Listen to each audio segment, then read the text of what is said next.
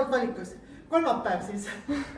Siis saab lisaaja, kui 2 päeval jäänud midagi tegevat jõuaks siis ära teha.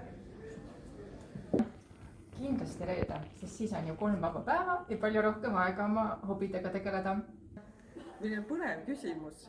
Mina arvan, et kõige parem päev on hoopis esmaspäev.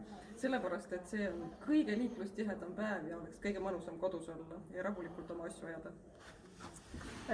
Mina arvan, et see võiks olla kolmapäev, sest siis on nüüd, et sa oled esmaspäev, teisipäev tööl, 2 päeva tööl, 1 vaba, 2 päeva tööl, 2 päeva vaba. Ehk siis tundub, et saab vahepeal ilusti puhata. Kindlasti reede, sest see võimaldab teha pikemaid väljasõite, sealhulgas ka Eestist väljas. Ilmselgelt kolmapäev, siis sul on 2 reedet.